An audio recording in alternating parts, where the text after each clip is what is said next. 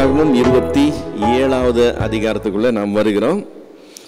ஆதியாகமம் 27வது அதிகாரம் முதல் வசனம் இப்படி சொல்லுது. ஈசாக்குக்கு முதிர் வயதானதினால் அவன் கண்கள் இருளடைந்து பார்வையற்று போன போது அவன் தன் மூத்த குமாரனாகி ஏசாவை அழைத்து, என் மகனே என்றான். அதற்கு அவன் இதோ இருக்கிறேன் என்றான். இப்போ இந்த வார்த்தை ஈசாக்கு முதிர் வயதானதினால் அப்படின்னு சொல்லி ஆரம்பிக்கிறதுனால நமக்கு போன அதிகாரம் முடிஞ்சதுலேருந்து இது வெகு நாள் கழித்து, பல ஆண்டுகள் கழித்து வருகிற ஒரு காரியம். இடையில் என்ன நடந்ததுன்னு ஒன்றும் தெரியாது. ஸோ அவங்கள ஒரு 35 வருஷங்கிட்ட தள்ளி வருது இல்லையா? அவங்கள 2 பேருக்கு, அதாவது இவனுக்கு ஏசாக்கு கல்யாணம் ஆயிடுச்சு. அந்த ஸ்டேஜில் நம்ம போன அதிகாரத்தை முடித்தோம். அப்போ முடிக்கும்போது அவனுக்கு எவ்வளோ வயசு இருக்கும்னு பார்த்தோம். ஏசாக்கு 40 வயசுனா இவனுக்கு ஒரு 100 வயசுக்கிட்ட இருக்கும்னு சொல்லி பார்த்தோம். இப்போது முதிர் வயதானதுனால்னு சொல்லி இருக்கிறதுனால ஈசாக்கினுடைய ஆயுசின் கடைசிக்கு வந்துட்டோம் அப்படிங்கிற ஒரு எண்ணம் உருவாகிறதுக்கு வாய்ப்பு அதிகம். ஈசாக்கு 180 வருஷம் வரைக்கும் உயிரோடு இருந்தால் நமக்கு தெரியும். அதனால் இது ஃபைனல் ஸ்டேஜஸ்க்கு வந்திருக்குன்னு சொல்லி நம்ம நினைத்து கொள்கிறதுக்கு வாய்ப்பு அதிகம். ஆனால் இது நடக்கும்போது ஈசாக்குக்கு என்ன வயசுங்கிறது இங்கே டைரெக்டாக சொல்லப்படலைன்னா கூட வேறு சில வசனங்கள் மூலமாக நம்ம கணக்கு பண்ணி இதனுடைய ஆயுசு என்ன இருக்கும், என்ன இருந்திருக்கலாம்னு சொல்லி நம்மால் ஆல்மோஸ்ட் எக்ஸாக்டாக கொண்டு வர முடியும். நம்ம ஆதியாகமம் 41வது அதிகாரம் 46வது வசனத்தில் ஒரு டீட்டெயில் பார்க்குறோம். ஆதியாகமம் 41:46. யோசேப்பு எகிப்தின் ராஜாவாகிய பார்வோன் முன்பாக நிற்கும்போது 30 வயதாய் இருந்தான் என்று. ஸோ இது ஒரு இன்ஃபர்மேஷன். யோசேப்பு சிறைச்சாலையிலிருந்து வெளியே கொண்டு வந்து பார்வோன் முன்னாடி நிற்க வைக்கிறாங்க. அதாவது அவனுக்கு அந்த போஸ்டிங் கொடுக்குற அந்த டைம் அவனுக்கு என்ன வயசு? 30 வயசு. ஸோ இதை ஞாபகத்தில் வச்சுக்குவோம். இப்போ அந்த போஸ்டிங் கொடுக்கும்போது அவன் அந்த பார்வோன் கண்ட சொப்பனத்தை விளக்கி சொல்கிறான். என்னன்னு விளக்கி சொல்கிறான்? அடுத்த 7 வருஷம் செழிப்பு இருக்கும், அதுக்கு அடுத்த 7 வருஷம் பஞ்சம் உண்டாயிருக்கும்னு சொல்லி அவன் ப்ரெடிக்ஷன் கொடுக்குறான். இப்படி தான் இருக்க போகுதுன்னு சொல்லி அந்த சொப்பனத்துக்கு விளக்கம் கொடுத்துருக்குறான். இப்போ 45வது அதிகாரம் 11வது வசனத்துக்கு வந்தோம்னு சொன்னால் 45:11, உமக்கும் உம்முடைய குடும்பத்தாருக்கும் உமக்கு இருக்கிற யாவற்றிற்கும் வறுமை வராதபடிக்கு அங்கே உம்மை பராமரிப்பேன். இன்னும் 5 வருஷம் பஞ்சம் இருக்கும் என்று உம்முடைய குமாரனாகிய யோசேப்பு சொல்ல சொன்னான் என்று சொல்லுங்கள் என்கிறான். நடந்தது என்ன? 7 வருஷம் செழுமை கடந்து போகுது, பஞ்சம் உண்டாகுது. பஞ்சம் உண்டான உடனே யாக்கோபு தன்னுடைய பிள்ளைகளை அனுப்புகிறான். அவங்க போய் வாங்கிறதுக்கு போன இடத்துல அவங்களால யோசேப்பு அடையாளம் காண முடியல. யோசேப்பு அவங்கள அடையாளம் கண்டுபிடிச்சிட்டான். ஸோ அவங்களில் சிமியோனை பிடிச்சி வச்சுக்கிட்டு, நீங்கள் உங்களுக்கு இன்னும் ஒரு சகோதரன் இருக்கான்னு சொல்கிறீங்களா, பென்யமின்னு, அவனை கூட்டிகிட்டு வந்தால் தான் இவனை விடுவேன்னு சொல்லி நிறுத்தி வச்சுக்கிறான். இவங்க திரும்ப போனவங்க உடனே வராமல் கையில் இருக்கிறதெல்லாம் காலியாகிற வரைக்கும் அங்கே இருக்கிறாங்க. 2ஆம் வருஷத்தில் தான் அங்கேருந்து கிளம்பி வராங்க. கிளம்பி வந்து மறுபடியும் ப்ராப்ளம் ஆகுது. அப்புறம் ஓரளவுக்கு ஒருத்தர் அறிமுகப்படுத்திட்டு அப்புறம் தான் இந்த வார்த்தை வருது. அப்படின்னா எத்தனை வருஷம் ஆச்சு? 2வது வருஷம் இது பேர்ன பஞ்சத்தில் இருக்கிறாங்கன்னு சொன்னால் யோசேப்பு பதவிக்கு வந்து 7 வருஷம் செழுமை ப்ளஸ் இது ஒரு 2 வருஷம். அப்போ எத்தனை வருஷம் ஆயிருக்கு? 9 வருஷம் ஆயிருக்கு. ஸோ இந்த 9 வருஷம் முடியும் போது இன்னும் 5 வருஷம் பஞ்சம் இருக்கும் என்று சொல்லி யோசேப்பு சொல்லி அனுப்புகிறதே நம்ம பார்க்கணும். போய் யாக்கோபை கூட்டிகிட்டு வாங்க, இன்னும் 5 வருஷம் பஞ்சம் தேசத்தில் இருக்கும் என்று சொல்லி சொல்கிறான். ஸோ இப்போ 9 வருஷம் கழித்து யாக்கோபு இப்போ இதுக்கு வரான். இப்போ என்ன, நம்ம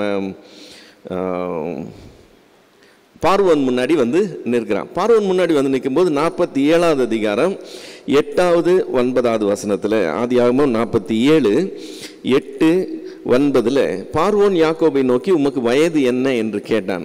அதற்கு யாக்கோபு, நான் பரதேசியா சஞ்சரித்த நாட்கள் 130 வருஷம் அப்படின்னு சொல்கிறான். இப்போ பார்வோன் முன்னாடி யாக்கோபு வந்து நிற்கும்போது யாக்கோபுக்கு என்ன வயசு? 139. இந்த 139வது வயசில் இவனுடைய வயசு 130, சரி தப்பாக சொல்கிறேன், நான் பரதேசியாக சஞ்சரித்த நாட்கள் 130 வருஷம்னு சொன்னான். இப்போது அப்பாவுக்கு 130 வயசு ஆகிற அதே டைமில் யோசேப்புக்கு என்ன வயசு? 30 வயசில் பதவிக்கு வந்திருக்கான், 9 வருஷம் கடந்து போயிருக்கு, 39 வயசு. ஸோ யோசேப்புக்கு 39 வயசு, அப்பாவுக்கு 130 வயசுன்னு சொன்னால் 130லேருந்து 39 கழிச்சோம்னா யோசேப்பு பிறக்கும்போது யாக்கோபுக்கு என்ன வயசு இருந்திருக்கணும்? 91 வயது இருந்திருக்கணும். இப்போ யாக்கோபுக்கு 91 வயசில் யோசேப்பு பிறந்தான். யோசேப்பு பிறந்த மறு வருஷம் தீனாள் பிறக்கிறான். ஓகே, தீனாள் பிறந்ததுக்கு அப்புறம் தான் அங்கே ஆரானில் அவன் குடியிருந்ததுலேருந்து அவன் இடத்த காலி பண்ணி திரும்ப கானானுக்கு வரணுங்கிற முடிவுக்குள்ளே வர்றாங்க. இப்போ அங்கேருந்து அவங்க திரும்பி லாபானுக்கு பயந்து ஓடி வரும்போது லாபான் அவங்கள வந்து பிடிக்கிறான். பிடிக்கும்போது லாபானோட வாக்குவாதம் உண்டாகுது. அப்போது அந்த சமயத்தில் 1க்கு 2 முறை யாக்கோபு சொல்கிற வார்த்தை ஆதியாகமம் 31வது அதிகாரம் 38வது வசனம். ஆதியாகமம் 31:38, இந்த 20 வருஷ காலமாய் நான் உம்மிடத்தில் இருந்தேன் அப்படின்னு சொல்கிறான். 41வது வசனத்தில் இந்த 20 வருஷ காலம் உம்முடைய வீட்டில் இருந்தேன், 14 வருஷம் உம்முடைய 2 குமாரத்திகளுக்காகவும் 6 வருஷம் உம்முடைய மந்தைக்காகவும் உம்மிடத்தில் சேவித்தேன் அப்படின்னு சொல்லி சொல்கிறத பார்க்குறோம். இப்போது தீனாள் பிறந்ததுக்கப்புறம் புறப்பட்டு வராங்க. புறப்பட்டு வரும்போது அவன் சொல்லுகிறான், எவ்வளவு நாள் நான் இங்கே இருந்தேன்? ஆரானில் 20 வருஷம் இருந்தேன்னு சொல்கிறான்.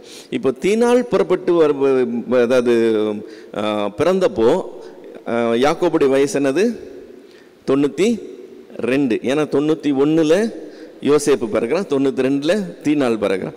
இப்போ தீனாள் பிறந்தப்போ 92ன்னு சொன்னால் இங்கே 20 வருஷம் இருந்திருக்கிறான்னு சொன்னால் அப்போ இங்கே வர்றதுக்கு முன்னாடி அவனுக்கு வயசு என்ன இருந்திருக்கணும்? 72.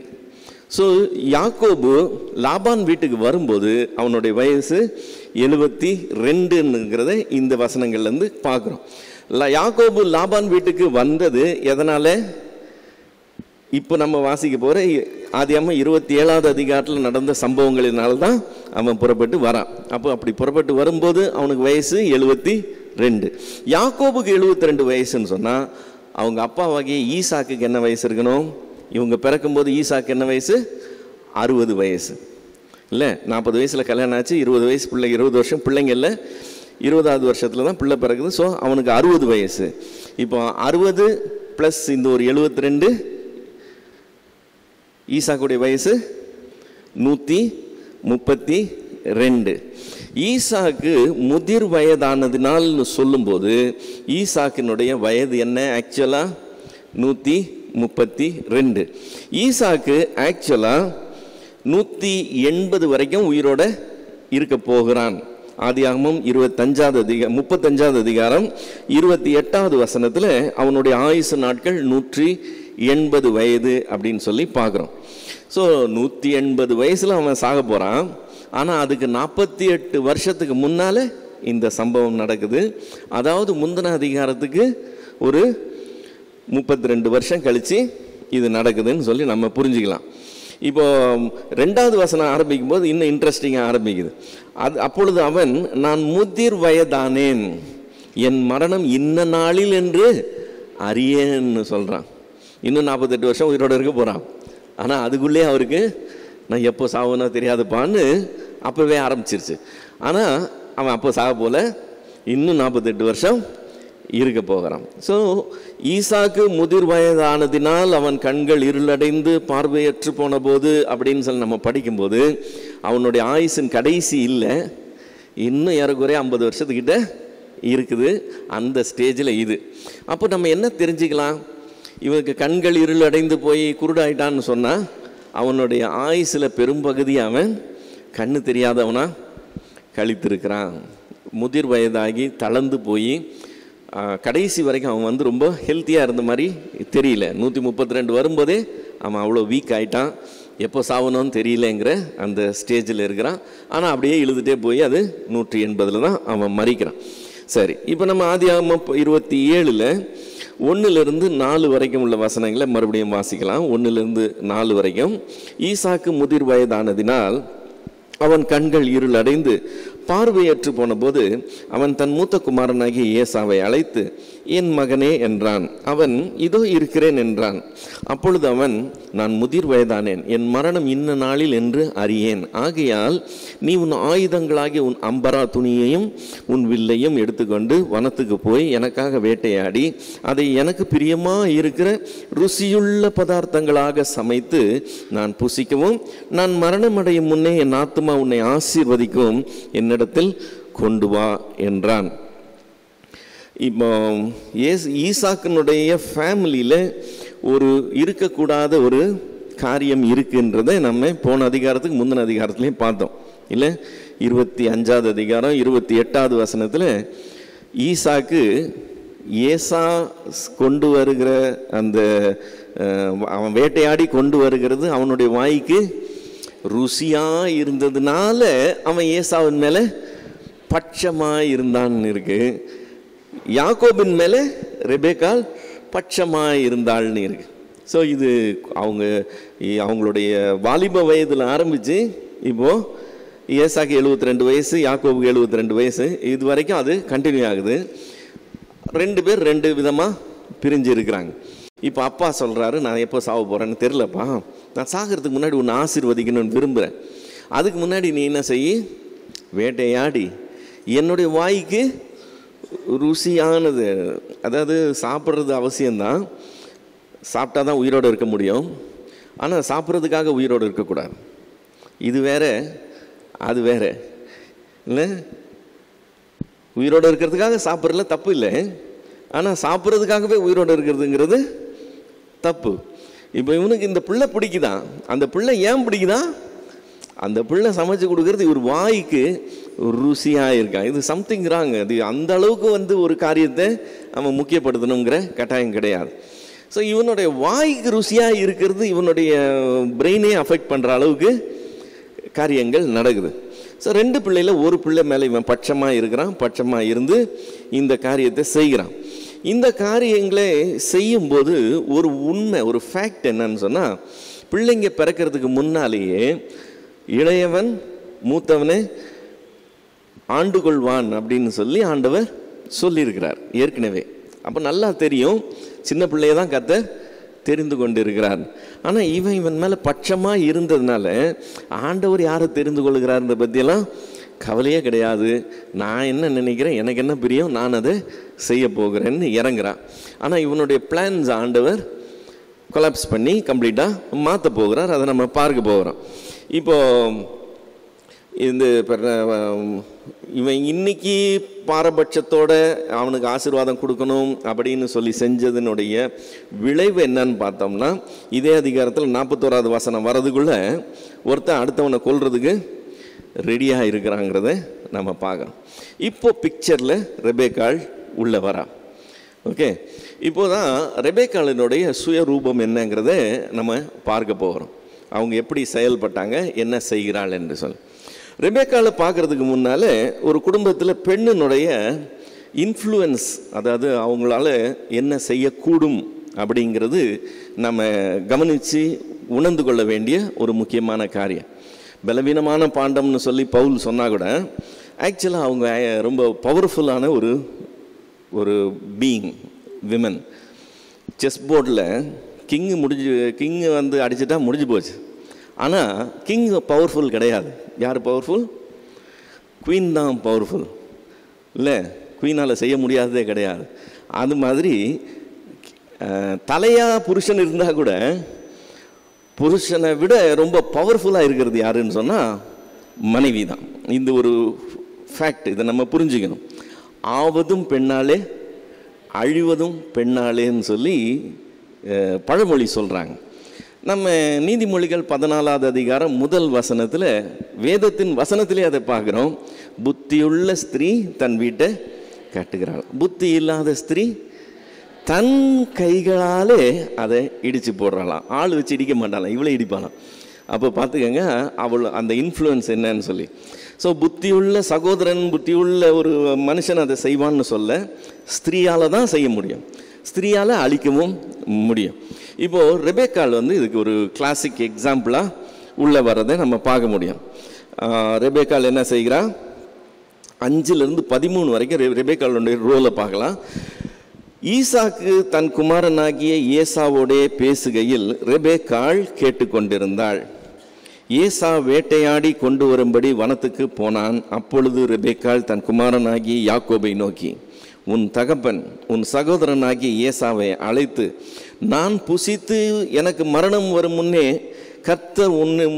கர்த்தரை முன்னிட்டு உன்னை ஆசீர்வதிக்கும்படி நீ எனக்காக வேட்டையாடி அதை எனக்கு ருசியுள்ள பதார்த்தங்களாக சமைத்து கொண்டு வா என்று சொல்ல கேட்டேன். ஆகையால் என் மகனே, என் சொல்லை கேட்டு நான் உனக்கு கற்பிக்கிறபடி செய். நீ ஆட்டு மந்தைக்கு போய் 2 நல்ல வெள்ளாட்டு குட்டிகளை கொண்டு வா. நான் அவைகளை உன் தகப்பனுக்கு பிரியமான ருசியுள்ள பதார்த்தங்களாக சமைப்பேன்.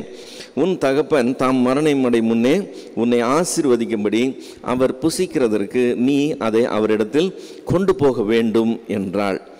அதற்கு யாக்கோபு தன் தாயாகிய ரெபெக்காளை நோக்கி, என் சகோதரனாகிய ஏசா ரோமம் மிகுந்தவன், நான் ரோமம் இல்லாதவன்.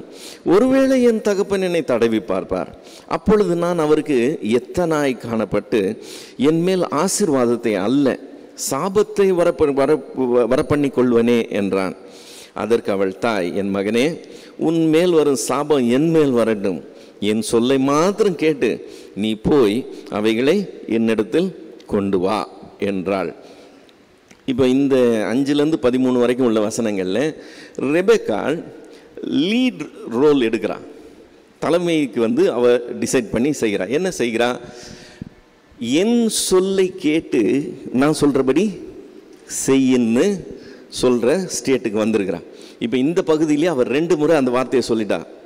நான் சொல்கிறபடி கேட்டு, என் சொல்லை கேட்டு நீ அதன்படி செய்யின்னு சொல்லி. இப்போ இதில் அவன் சொல்லும்போது அந்த ஸ்டேட்மெண்ட் இருக்குது பாருங்கள், உன் தகப்பன் உன் சகோதரனாகி ஏசாவை அழைத்து அப்படின்னு சொல்லி. சாராள் இந்த மாதிரி வார்த்தை சொல்லியிருப்பாளான்னு கொஞ்சம் கற்பனை பண்ணி பாருங்க. சாராள் ஆபிரகாமை பற்றி சொல்லணும்னா என்னன்னு சொல்லியிருப்பான்? என் ஆண்டவனாகிய ஆபிரகாம் இப்படி சொன்னார்னு சொல்லியிருப்பான். ஆனால் ரெபெக்காளினுடைய வாயில், அவளுடைய பார்வையில் ஈசாக்கு அந்த ஸ்டேட்டஸ்லாம் இல்லை. பிள்ளைங்க கிட்ட கணவனை பற்றி பேசும்போது இப்படி பேசக்கூடாது. அதாவது நான் என் ஒய்ஃபை எப்படி மதிக்கிறேன்றதை என் பிள்ளைங்க பார்ப்பாங்க, என் ஒய்ஃப் எப்படி என்னை மதிக்கிறாள் என்கிறத பிள்ளைங்க பார்ப்பாங்க. பிள்ளைங்க அப்சர்வ் பண்ணுறதுல ரொம்ப ஷார்ப்பாக இருப்பாங்க. அவங்கள ஏதோ விளையாடிட்டு இருக்க மாதிரி இருக்கும், கவனிக்காத மாதிரி இருக்கும். ஆனால் அவங்க அப்சர்வ் பண்ணுவாங்க. நாம் ஒருவரோடு ஒருவர் எப்படி நடந்து கொள்ளுகிறோம், நாம் எப்படி மதிக்கிறோம், எப்படி ஒருத்தர் இடம் கொடுக்குறோம், எப்படி ஒருத்தருக்கு ஒருத்தர் அன்பு கூறுகிறோம், அந்த ரிலேஷன்ஷிப் எப்படி இருக்குங்கிறத பிள்ளைங்க ஜட்ஜ் பண்ணுவாங்க. ஜட்ஜ் பண்ணி அதுக்கு ஏற்ற மாதிரி தான் அவங்க ரியாக்ட் பண்ணுறவங்களா இருப்பாங்க. ஸோ நிறைய ஃபேமிலியில் இது நடக்கும். அதாவது இவங்களுக்கும் அவங்க ஸ்பௌஸுக்கும் அவங்க வாழ்க்கை துணைக்கு இவங்களுக்கும் அவ்வளோ தூரத்துக்கு நல்ல ஒரு ஈடுபாடு இல்லைங்கிறதுனால இவங்க என்ன செய்வாங்க, பிள்ளைங்களை தங்களுக்கு சாட்சி இதுவாக கொண்டு வந்துடுவாங்க, அரவணைச்சு போகிற மாதிரி. அதாவது இவங்களுக்கு மனசுக்கு பிரியமான மாதிரி சம்திங். இவங்க அப்படி பிள்ளைங்களை சேர்த்து வச்சுக்கிட்டு தன்னுடைய வாழ்க்கை துணையை பற்றி பிள்ளைங்கிட்ட பேசுவாங்க. உங்கள் அப்பா மோசம், உங்கள் அம்மா மோசம், சொன்னால் கேட்குறாளா பார், இதெல்லாம் பிள்ளைங்கிட்ட பேசக்கூடாது. அப்படி சொல்கிறதுனால என்ன ஆகும்னு சொன்னாக்க இருக்கிற கொஞ்சம் நஞ்ச மரியாதை போயிடும். இது டோட்டலாக கண்டம் பண்ண வேண்டிய ஒரு காரியம். நான் ஏற்கனவே ஒரு தடவை சொன்னேன், பாரபட்சம் பார்க்கக்கூடாது. இவன் மேலே பட்சமாக இருந்தால் இவன் மேலே பட்சமாக இருந்தால் இந்த கதை இருக்கக்கூடாது. பிள்ளைங்கன்னா பிள்ளைங்க தான், எல்லாம் ஈக்குவல் தான், எப்போவுமே ஈக்குவலாக தான் பார்க்கணும். அதே மாதிரி அப்பாவை பிடிக்குமா அம்மாவை பிடிக்குமான்ற கேள்வி குடும்பத்துக்குள்ளே வரவே கூடாது. அப்பாவும் அம்மாவும் ஒன்று தான், இவங்கள பிடிக்கும் அவங்கள பிடிக்காதுன்னு சொல்கிறதுக்கெலாம் ஒன்றும் கிடையாது.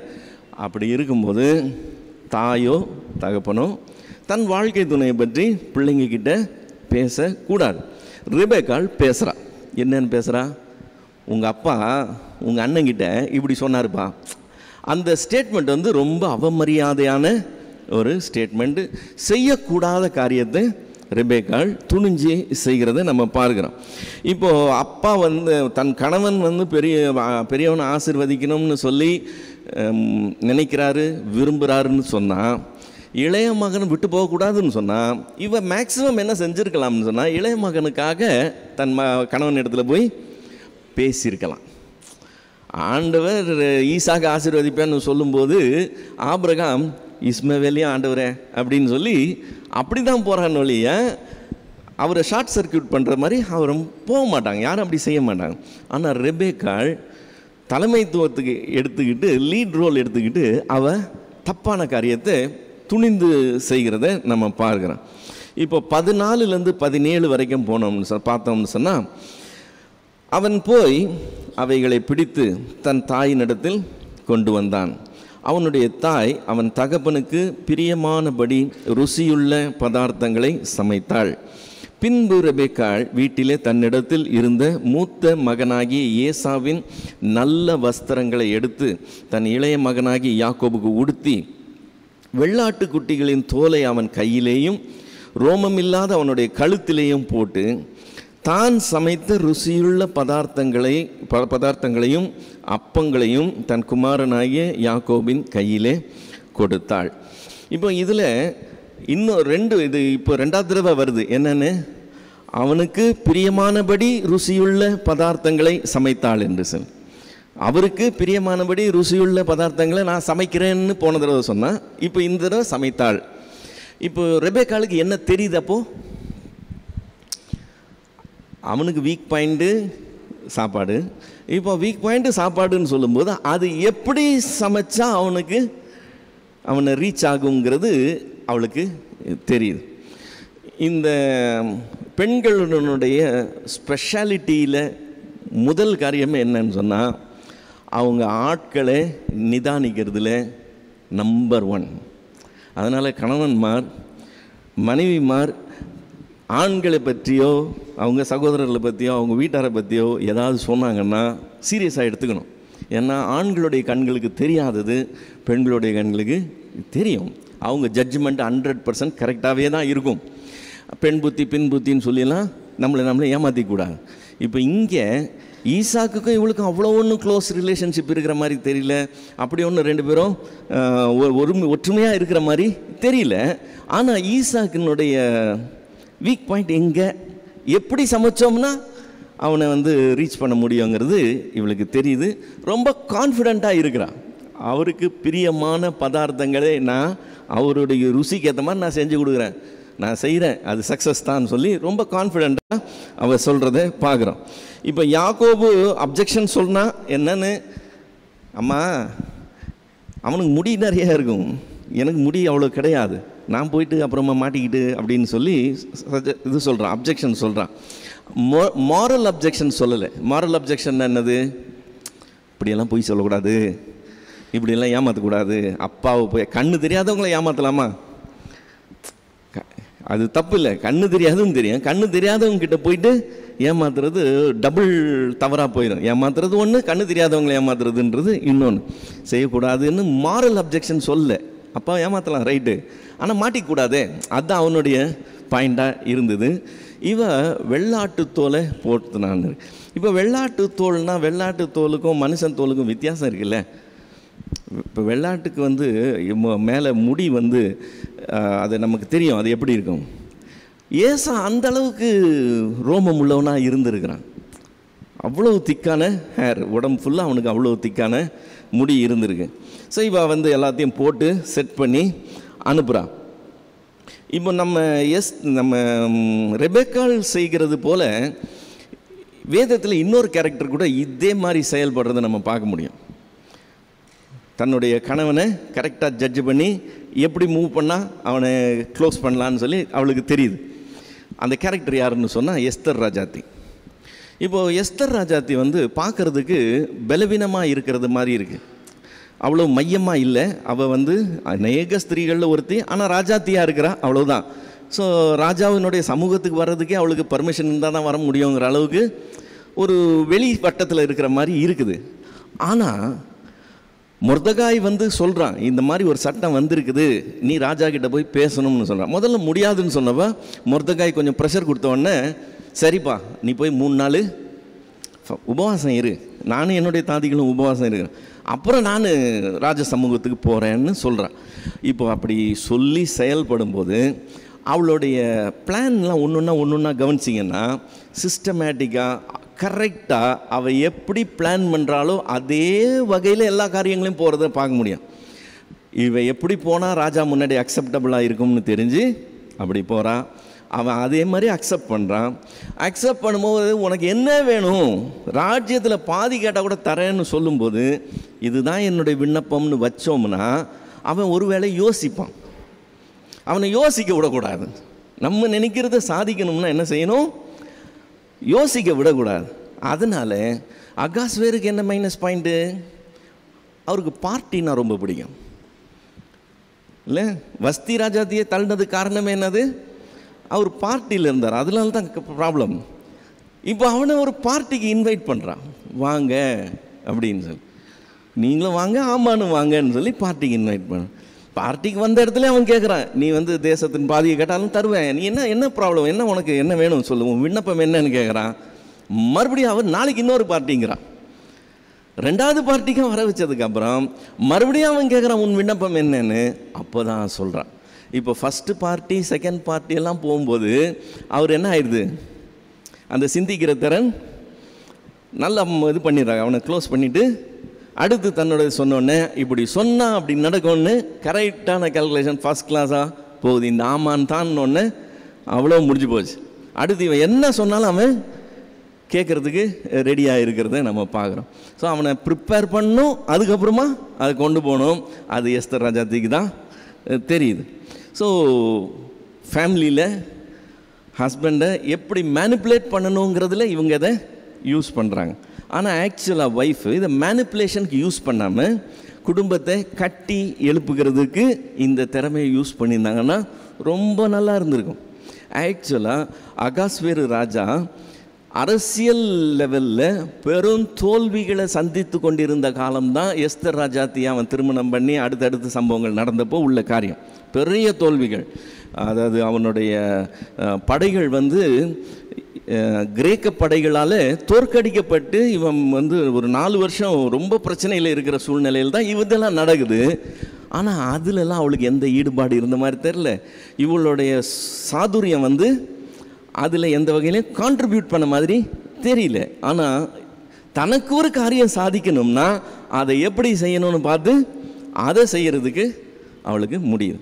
ஸோ பைபிளில் 2 கேரக்டர்ஸ், 2 பெரிய கேரக்டர்ஸு ஆவதும் பெண்ணாலே அழிவதும் பெண்ணாலேங்கிறத காண்பிக்கிறத பார்க்குறோம். ஸோ இப்போ இங்கே நம்ம மறுபடியும் ரெபெக்காளினுடைய காரியத்துக்கு வந்தோம்னு சொன்னால், இப்போ இவனுக்கு எல்லாம் ட்ரெஸ் பண்ணி எல்லாத்தையும் பேக் பண்ணி கையில் கொடுத்து கொண்டு போய் அப்பா கிட்ட கொடுறான்னு சொல்கிறான். இப்போ கொண்டு போகிறான் இவன் 18 அவன் தன் தகப்பனிடத்தில் வந்து என் தகப்பனே என்றான். அதற்கு அவன் இதோ இருக்கிறேன், நீ யார் என் மகனே என்றான். அப்பொழுது யாக்கோபு தன் தகப்பனை நோக்கி, பொய் நம்பர் 1, நான் உமது மூத்த மகனாகிய ஏசா, நீர் எனக்கு சொன்னபடியே செய்தேன். உம்முடைய ஆத்துமா என்னை ஆசீர்வதிக்கும்படி நீர் எழுந்து உட்கார்ந்து நான் வேட்டையாடி கொண்டு வந்ததை புசியும் என்றான். அப்பொழுது ஈசாக்கு தன் குமாரனை நோக்கி, என் மகனே, இது உனக்கு இத்தனை சீக்கிரமாக எப்படி ஆகப்பட்டது என்றான். அவன் பொய் நம்பர் 2, உம்முடைய தேவனாகிய கர்த்தர் எனக்கு நேரிட பண்ணினார். இப்போ இவர் சொல்கிற பொய்யில் ஆண்டவருடைய நாமத்தை வீணில் வழங்குறதுக்கும் சேர்த்து செய்கிறத பார்க்குறோம். அப்பொழுது யாக்கோபு ஈசாக்கை நோக்கி, என் மகனே, நீ என் குமாரனாகிய ஏசா தானோ அல்லவோ என்று நான் உன்னை தடவி பார்க்கும்படி கிட்டவா என்றான்.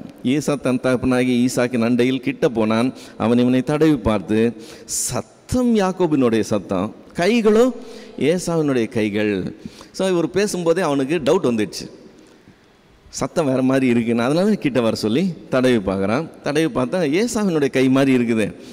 அவனுடைய கைகள் அவன் சகோதரனாகி ஏசாவின் கைகளைப் போல ரோமம் உள்ளவைகளாக இருந்தபடியினாலே இன்னான் என்று அறியாமல் அவனை ஆசீர்வதித்து, நீ என் குமாரனாகிய ஏசோதானோ என்றான்.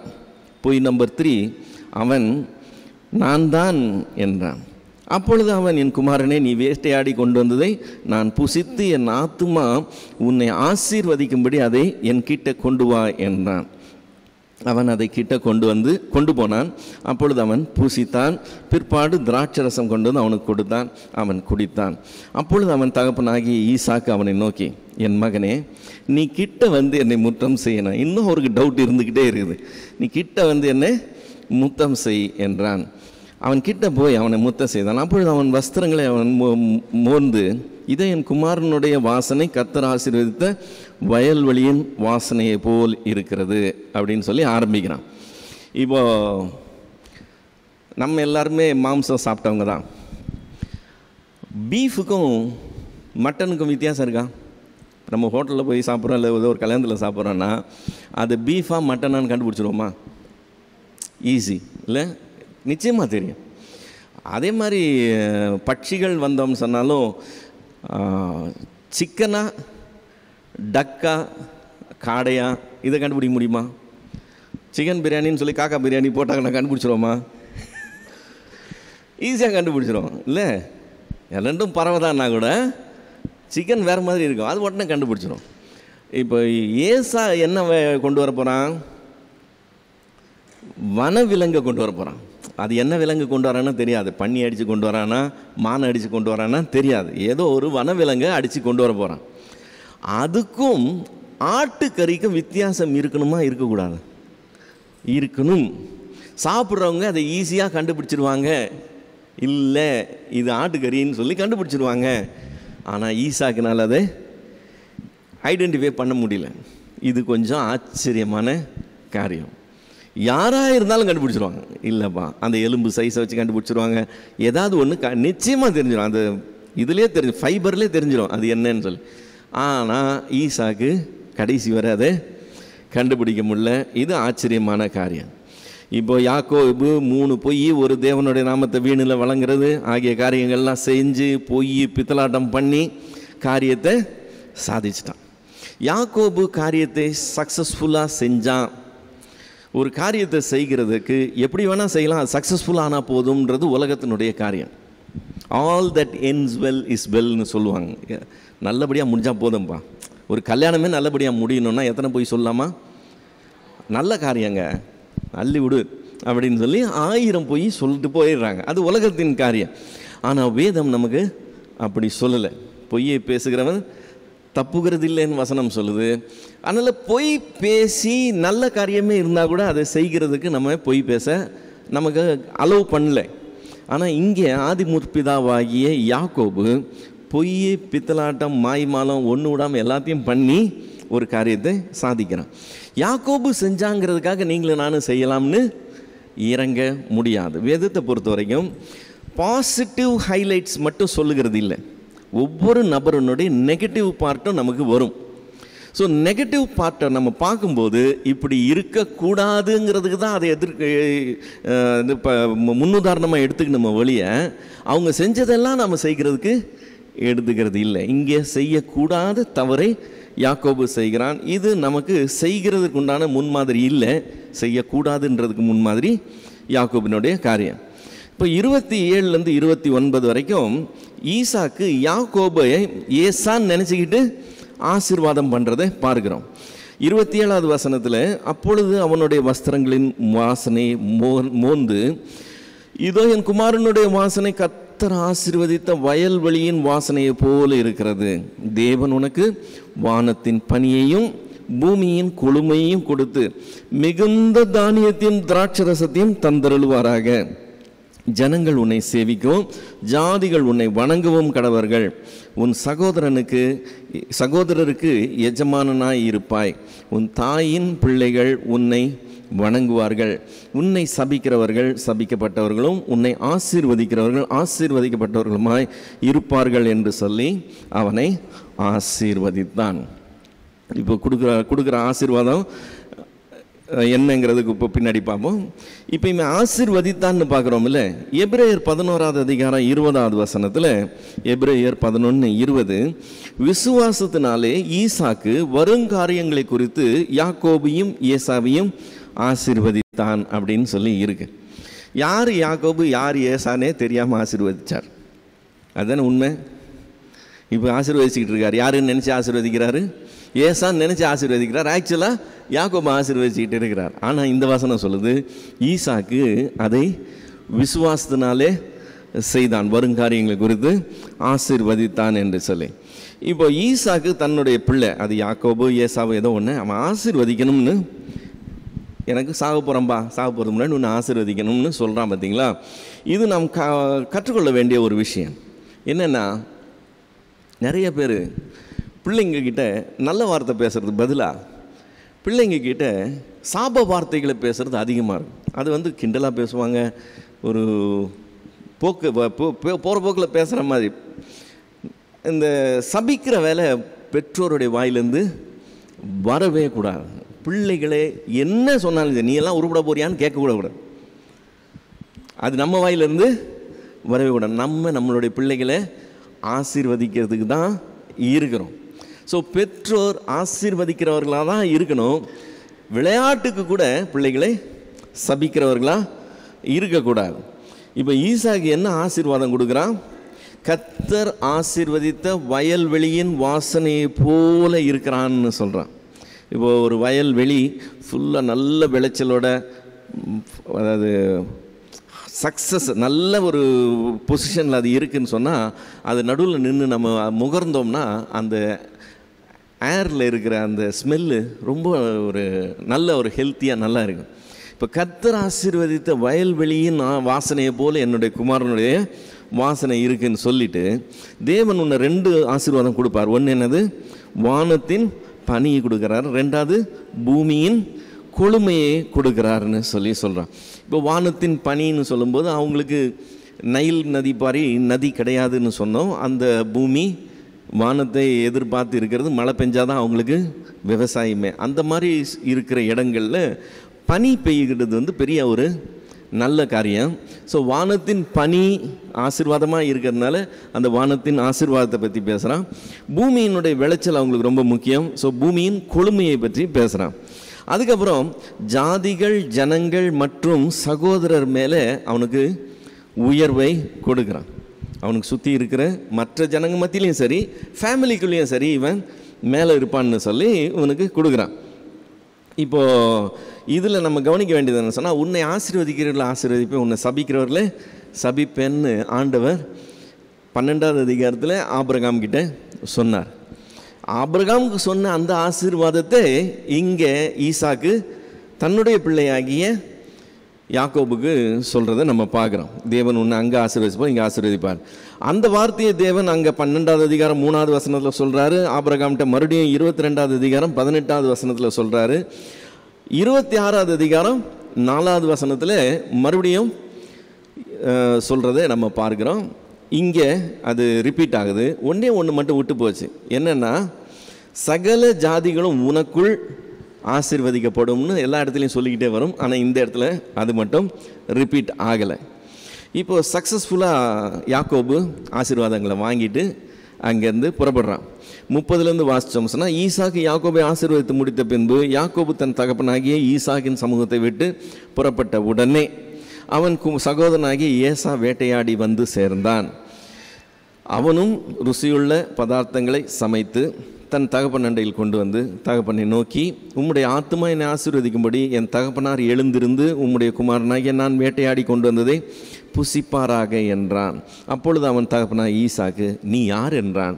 அதற்கு அவன், நம்முடைய மூத்த மகனாகிய ஏசா என்றான். அப்பொழுது ஈசாக்கு மிகவும் பிரமித்து நடுங்கி, வேட்டையாடி எனக்கு கொண்டு வந்தானே அவன் யார்?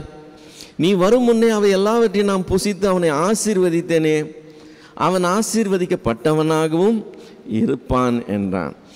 ஏசா தன் தகப்பனுடைய வார்த்தைகளை கேட்டவுடனே மிகவும் மனங்கசந்து உரத்த சத்தமிட்டு அலறி தன் தகப்பனை நோக்கி, என் தகப்பனே, என்னையும் ஆசீர்வதியும் என்றான். அதற்கு அவன், உன் சகோதரன் தந்திரமாய் வந்து உன்னுடைய ஆசீர்வாதத்தை பெற்றுக்கொண்டான் என்றான்.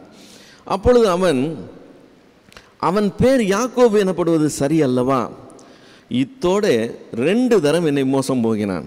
என் சேஷ்ட புத்திர பாகத்தையும் எடுத்துக்கொண்டான், இப்பொழுது எனக்கு என் ஆசீர்வாதத்தையும் வாங்கி கொண்டான் என்று சொல்லி, நீர் எனக்கு ஒரு ஆசீர்வாதத்தை ஆகிலும் வைக்கவில்லையா என்றான். ஈசாக்கு ஏசாவுக்கு பிரதியுத்தரமாக, இதோ நான் அவனை உனக்கு எஜமானாக வைத்தேன், அவன் சகோதரர் எல்லாரையும் அவனுக்கு ஊழியக்காரராக கொடுத்து அவனை தானியத்தினாலும் திராட்சரசத்தினாலும் ஆதரித்தேன். இப்பொழுதும் என் மகனே, நான் உனக்கு என்ன செய்வேன் என்றான். ஏசா தன் தகப்பனை நோக்கி, என் தகப்பனே, இந்த ஒரே ஆசீர்வாதம் மாத்திரமா உம்மிடத்தில் உண்டு, என் தகப்பனே என்னையும் ஆசீர்வதியும் என்று சொல்லி ஏசா சத்தமிட்டு அழுதான் என்று பார்க்கிறோம். இப்போ இது இந்த காட்சியே ரொம்ப டச்சிங்காக இருக்கிற ஒரு சீன். சேஷ்ட புத்திர பாகத்தை அவன் மதி இல்லாதவனா அலட்சியப்படுத்தினப்போ அவனுடைய காரியம் வேற. அந்த ஒருவேளை போஜனத்துக்காக இவ்வளவு பெரிய ஆசீர்வாதத்தை அலட்சியமாக அது என்னடா பெரிய விஷயம்னு தூக்கி போட்டு போனது அவனுடைய மிஸ்டேக்கு. அதில் நமக்கு அவன் மேலே எந்த பரிதாபம் கொள்றதுக்கு இடம் கிடையாது. ஆனால் இப்போது நீங்கள் ஏசாவாக இருக்கிறீங்கன்னு கற்பனை பண்ணிக்கங்களேன். நீங்கள் வனத்துக்கு போய் வேட்டையாடி கொண்டு வந்து எவ்வளோ எதிர்பார்ப்போடு செஞ்சுருப்பீங்க. அப்பா ஆசீர்வதிக்கிறேன்னு சொல்லியிருக்கிறாரு அப்படின்னு சொல்லி கொண்டு வந்து சமைக்கும்போது எவ்வளோ கற்பனையோடு நீங்கள் சமைச்சிருப்பீங்க. சமைச்சு அங்கே கொண்டு வந்து ஃபைனலாக அதை கையில் கிடைக்க போகுதுன்னு சொல்லி அப்பா கிட்ட அதை முன்னாடி கொண்டு வந்து வைக்கும்போது எல்லாம் ஏற்கனவே போயிடுச்சு அப்படின்னு சொன்னால் அவனுக்கு மனசு எப்படி உடைஞ்சி போயிருக்குங்கிறத யோசனை பண்ணுங்க. அவன் அலறி அழுகிறான், எனக்கு ஏதாகிலும் இல்லையா, ஒன்று கூட இல்லையா. அவனை ஆசீர்வதிச்சேன்னு சொல்லிங்க, அது ஒன்று தானே ஆசீர்வாதம், வேறு ஆசீர்வாதமே இல்லையா உங்ககிட்ட, என்னையும் ஆசீர்வதிங்கன்னு சொல்லி நிற்கிறான்.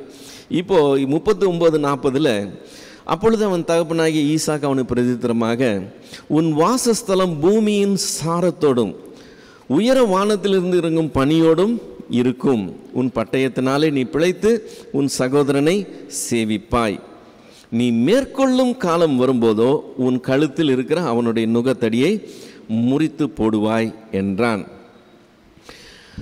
இப்போ ஏசாவை பொறுத்த வரைக்கும் ஏசாவனுடைய புத்திரர் சேயீர் மலை தேசம் என்கிற இஸ்ரவேலுக்குன்னு ஒரு ஈஸ்டில் இருக்கும், கொஞ்சம் கிழக்கில் இருக்கிற சேயீர் மலை தேசத்தில் அவங்க குடியேறி அங்கே தான் இருந்தாங்க. ஸோ ஈசாக்கினுடைய புத்திரர் ஏதோமியர் என்று சொல்லி அழைக்கப்படுகிறாங்க. சரித்திரத்தை நம்ம பார்த்தோம்னு சொன்னால் ஏதோமியரை இஸ்ரவேலர் ராஜாக்கள்லாம் வந்ததுக்கப்புறம், சவுல் ராஜா, தாவீது ராஜா இவங்கெல்லாம் வந்ததுக்கப்புறம் ஏதோமியர் இவர்களால் மேற்கொள்ளப்படுறாங்க. சவுலும் ஏதோமியரை கண்ட்ரோல் பண்ண ட்ரை பண்ணுறான். தாவீது சக்ஸஸ்ஃபுல்லாகவே அவங்கள தன்னுடைய கண்ட்ரோலுக்குள்ளே கொண்டு வந்துடுறான். ஆனால் பிற்காலத்தில் ஆகாபினுடைய நாட்கள்லாம் வரும்போது ஏதோமியர் கலகம் பண்ணி பிரிஞ்சு போகிறாங்கன்றதை நம்ம பார்க்க முடியும். இப்போ இங்கே ஈசாக்கு சொல்கிறது என்னது, நீ கொஞ்ச நாள் உன்னுடைய சகோதரனை உன்னுடைய பட்டயத்தினால சேவிப்பான், ஆனால் ஒரு நாள் வரும் நீ அவனுடைய இதை அவனுடைய என்ன சொல்கிறான், மேற்கொள்ளும் காலம் வரும், உன் கழுத்தில் இருக்க அவனுடைய நுகத்தடியை நீ முறித்து போடுவாயின்னு சொல்கிறான். இது பின்னாடி ஹிஸ்ட்ரியில் நடக்கிற ஒரு காரியம்ங்கிறத நம்ம பார்க்குறோம். இப்போது எபிரேயர் 12வது அதிகாரம் 16-17 வசனங்களில் ஏசாவினுடைய இந்த 2 ஆக்ஷன் இருக்குல்ல, ஒன்று அவன் நிரபராதி, ஆக்சுவலாக அவன் எந்த தப்பு, அதாவது ஒன்றில் அவன் மிஸ்டேக் பண்ணுறான், அலட்சியப்படுத்துகிறான், இன்னொன்றில் அவன் தப்பு பண்ணாமல் இருக்கிறான், ஆனாலும் அவனுக்கு நஷ்டம் வருது. இந்த 2 நிகழ்ச்சியும் ஒன்றோட ஒன்று லிங்க் ஆனதாக இங்கே காமிக்குது. எபிரேயர் 12வது அதிகாரம் 16-17, ஒருவனும் வேசிக்கள்ளனாகவும் ஒருவேளை போஜனத்துக்காக தன் சேஷ்ட புத்திர பாகத்தை விற்று போட்ட ஏசாவை போல சீர்கெட்டவனாகவும் இராதபடிக்கு எச்சரிக்கையாக இருங்கள். இது ஏசா மனமறிஞ்சு தப்பு செஞ்ச ஒரு காரியம் இல்லையா? அது நடந்து ஏறக்குறைய 30-35 வருஷம் கழித்து தான் இது நடக்குது. இந்த சம்பவத்தினப்போ இவன் தப்பு பண்ணுற மாதிரி தெரியல. ஆனால் ஏனென்றால் பிற்பாடு அவன் ஆசீர்வாதத்தை சுதந்திரித்து கொள்ள விரும்பியும் ஆகாதவன் என்று தள்ளப்பட்டதை அறிவீர்கள்.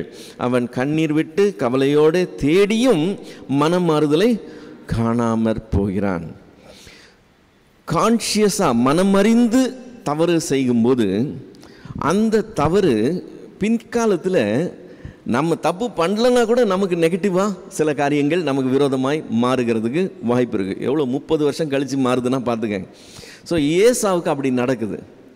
ஒருவரும் சீர்கட்ட ஏசாவை போல் இருக்காதீங்க. அவன் அங்கே தப்பு பண்ணால் அதனுடைய விளைவு அவனுக்கு மனம் மாறுதலே காணாமல் போயிடுறான். கடைசி வரைக்கும் அவனுக்கு ஆசீர்வாதம் கிடைக்காம போயிடுதுன்னு சொல்லி இந்த வசனம் நமக்கு எச்சரிக்கையை சொல்லுது. இப்போ அவனை ஆசீர்வதிச்சுட்டு அவன் வெளியே வரான். வெளியே வரும்போது 41-42 பார்க்குறோம், யாக்கோபை தன் தகப்பன் ஆசீர்வதித்ததின் நிமித்தம் ஏசா யாக்கோபை பகைக்கிறான். பகைத்து என் தகப்பனுக்காக துக்கம் கொண்டாடும் நாட்கள் சீக்கிரமாய் வரும், அப்பொழுது என் சகோதரனாகி யாக்கோபை கொன்று போடுவேன் என்று ஏசா தன் இருதயத்தில் சொல்லி கொண்டான். மூத்த மகனாகி ஏசாவின் வார்த்தைகள் ரெபேக்காளுக்கு அறிவிக்கப்பட்டது. இப்போது அப்பா மகனை ஆசீர்வதிக்கிறது பெரிய காரியம் கிடையாது. ஆனால் பாரபட்சத்தோடு அது செய்யும்போது அது பிள்ளைங்க மத்தியில் என்னத்தை கொண்டு வரும்? பகை கொண்டு வரும். பெற்றோர் பாரபட்சம் காட்டும்போது பிள்ளைகள் ஒருவரை ஒருவர் பகைக்கிறவர்களாக மாறி போயிடுவாங்க. குடும்பம் பிளந்து போய் தாறுமாறாக போகிறதுக்கு நாம் வித்திடுகிற காரியமாக இருக்கும். அதனால் பாரபட்சம் காட்டக்கூடாது. இப்போ ஆசீர்வதித்ததுனால அவன் யாக்கோபை பகைக்கிறான். தகப்பனுக்கு துக்கிக்கும் நாட்கள் சீக்கிரமாய் வரும்னு சொல்கிறான். ஆக்சுவலாக தாத்தா இன்னும் 48 வருஷம் இருக்க போகிறார். ஆனால் அவருக்கே நம்ம எந்த நாளில் சாவோமோ தெரியலையேன்னு சொல்லி நினைக்கக்கூடிய அளவுக்கு பலவீனமாக இருக்கிறார். ஸோ அவரே நினைக்கிறார் நம்ம சீக்கிரம் செத்து போக போகிறோம்னு. இப்போ மகனும் நினைக்கிறான் அப்பா ரொம்ப நாள் தாக்கு பிடிக்க மாட்டாருன்னு சொல்லி. ஓகே, இப்போ அப்படி வரும்போது நான் என் சகோதரனாகி யாக்கோபை கொன்று போடுவேன்னு சொல்லி அவனுக்கு ஒரு கொலை வெறியே வந்துடுது. அவனை கொல்லணுன்ற பிளானுக்கே வந்துடுறான். டைம் தான் வெயிட் பண்ணுறான். அப்பா அடக்கம் பண்ணும்போது இவனை காலி பண்ணிடணும்னு டைமுக்கு தான் வெயிட் பண்ணுறான். இவன் தன் இருதயத்தில் சொல்லி கொண்டது அவங்க அம்மாவுக்கு அறிவிக்கப்பட்டதுன்னு வந்துச்சுன்னா இவன் உள்ள மட்டும் வச்சுக்கல, இவன் தன்னுடைய ஆட்கள்கிட்ட அதை வெளிப்படையாக பேசியிருக்கிறான். பேசின விஷயம் அம்மாவுக்கு போயிடுச்சு, இந்த மாதிரி அவன் அப்படி பேசுகிறான்னு சொல்லி. இப்போ இதெல்லாம் நடக்கும்போது இவன் 72 வயசு மனுஷங்கிறத மறந்துடாதீங்க. இவங்களை வாலிபர்களாகவே நம்ம நினச்சிக்கிறதுக்கு வாய்ப்பு இருக்குது. இவனுக்கு வயசு 72 வயசு, அதனால் கொஞ்சம் சீனியர் தான். இப்போது ரெபேக்காள் அந்த லீட் ரோல் எடுத்து அவள் செஞ்சால. இப்போ இந்த சிச்சுவேஷன் வரும்போதும் இதுலேயும் அவள் தலைமை தாங்கி நடத்துகிறத நம்ம பார்க்க முடியும். 42லேருந்து 45 வரைக்கும் இவளுக்கு நியூஸ் கிடைச்ச உடனே அவள் தன் இளைய மகனாகி யாக்கோபை அழைத்து, ஆக்சுவலாக என்ன செஞ்சுருக்கணும், மூத்த மகனாகி ஏசாவை அழைச்சி, தம்பியை பற்றி அப்படி பேசினியாமே, நான் கேள்விப்பட்டேன், அண்ணன் தம்பிக்குள்ளே இப்படி இருக்கக்கூடாது, இதுக்காகவா உங்களை வளர்த்தோம், அப்படி தானே போயிருக்கணும். இவளுடைய லைன் எப்போவுமே ஒரு டிஃப்ரெண்ட்டாக தான் செயல்படுகிறா. அவ்வளோ ஹெல்த்தியான காரியம் கிடையாது இவ செய்கிறது. யாக்கோபை அழைத்து, உன் சகோதரனாகிய ஏசா உன்னை கொன்று போட நினைத்து தன்னை தேற்றிக் கொள்ளுகிறான், ஆகையால் என் மகனே, மறுபடியும் இந்த வார்த்தை வருது, நான் சொல்வதை கேட்டு. அப்போதுலேருந்து அவ பிளான் பண்ணும்போது, சூழ்ச்சி செய்யும்போது என்ன சொல்கிறான், நான் சொல்வதை கேட்டு, என் வார்த்தையின்படி செய், நான் சொல்கிறபடி செய்யின். இங்கேயும் நான் சொல்வதை கேட்டு எழுந்து புறப்பட்டு ஆரானில் இருக்கிற என் சகோதரனாகிய லாபான் இடத்துக்கு ஓடிப்போய், உன் சகோதரனுடைய கோபம் தனியும் மட்டும் சில நாள், இதை நோட் பண்ணிக்கோங்க, அவளுடைய பிளான் படி இந்த இந்த நிலை எவ்வளவு நாள் இருக்க போகுது, சில நாள் தான் இருக்க போகுது. ஏன்னா இவர் சீக்கிரமாக செத்து போயிருப்பார். இவர் செத்து போயிட்டப்புறம் அவன் கோபம் அடங்கிறதுக்கு அந்த டைம் தான், ரொம்ப நாள் ஆகாது. ஸோ சில நாள் அவனிடத்தில் இரு. உன் சகோதரன் உன்மேல் வைத்த கோபம் தணிந்து நீ அவனுக்கு செய்ததை அவன் மறந்த பின், நான் இங்கே பார்த்துக்கிறேன், இங்கே சிச்சுவேஷன் உனக்கு ஃபேவரபிளாக ஆகிற வரைக்கும் நான் வெயிட் பண்ணுறேன், நான் பார்த்துக்கிறேன். அவன் மறந்த பின் நான் என்ன செய்வேன், நான் ஆள் அனுப்பி அவ்விடத்திலிருந்து உன்னை அழைப்பிப்பேன். நான் ஒரே நாளில் உங்கள் இருவரையும் ஏன் இழந்து போக வேண்டும் என்றாள். ஆக்சுவலாக என்ன செய்யக்கூடாதோ அதுக்கு மாறா செய்கிறா. அதை பிளான் போட்டு செய்கிறான். நீ இங்கேருந்து கிளம்பி எங்கள் அண்ணன் வீட்டுக்கு போ, நீ சில நாள் அங்கே இரு, அது இங்கே செட்டில் இல்லை, சூடெல்லாம் தனிகிற வரைக்கும் கொஞ்ச நாள் நீ அங்கே இரு, இது செட்டில் ஆகும்போது நான் உன்னை ஆள் அனுப்பிச்சு கூப்பிட்டுக்கிறேன்னு சொல்கிறான். இப்போ இதை சொன்ன உடனே அவன் ராத்திரியோட ராத்திரியே எந்திரிச்சு ஓடலை. அம்மா சொல்லிட்டாங்கன்னு சொல்லி அப்படியே உடனே கிளம்பி போகலை. 46வது வசனத்துக்கு வந்தோம்னா, பின்பு ரெபெக்காள் ஈசாக்கை நோக்கி, ஏத்தின் குமாரத்திகளின் நிமித்தம் என் உயிர் எனக்கு வெறுப்பாயிருக்கிறது. இந்த தேசத்து பெண்களாகிய ஏத்தின் குமாரத்திகளில் யாக்கோபு ஒரு பெண்ணை கொள்வானானால் என் உயிர் இருந்து ஆவது என்ன? இப்போ பிளான் என்னது? மூத்த மகன் கோபமாக இருக்கிறான், சின்ன பையனை கொன்று போட்டுருவான்னு பேசிட்டு திரிகிறான். அது நல்லது இல்லை, இவனுக்கு சேஃப்டி இல்லை. இப்போ இவனை பாதுகாக்கணும்னா இவனை இங்கேருந்து வேறு ஊருக்கு அனுப்பணும், அண்ணன் வீட்டுக்கு அனுப்பணும். வேறு ஊருனா கூட அதையும் பிளான் பண்ணியாச்சு, அண்ணன் வீட்டுக்கு அனுப்பணும்னு பிளான் பண்ணியாச்சு. இப்போ ஈசாக்கிட்ட வரும்போது இப்படி நான் யோசிக்கிறேன், இப்படி செஞ்சால் சரியாக இருக்கும், இவன் இங்கே இருக்கிறது ஒருத்தர் பார்க்க இன்னும் பக்கம் வளர்ந்துக்கிட்டே போகும், அதனால் கொஞ்சம் பிரித்து வச்சோம்னா நல்லா இருக்கும். அப்படி பேசலை. அப்படி பேசாமல் என்ன சொன்னால் அவன் என்ன செய்வான்னு இவளுக்கு தெரியுது. ஈசாக்குக்கும் யாக்கோபுக்கும் ஏற்கனவே அவன் பண்ண அந்த 2 கல்யாணமும் மனநோவாக இருந்ததுன்னு நமக்கு தெரியும். ஓகே, அவன் ஏற்கனவே அதில் மன கஷ்டத்தில் இருக்கும்போது அவங்கிட்ட போய் அந்த டாபிக் நிமித்தமே ஓப்பன் பண்ணுறா.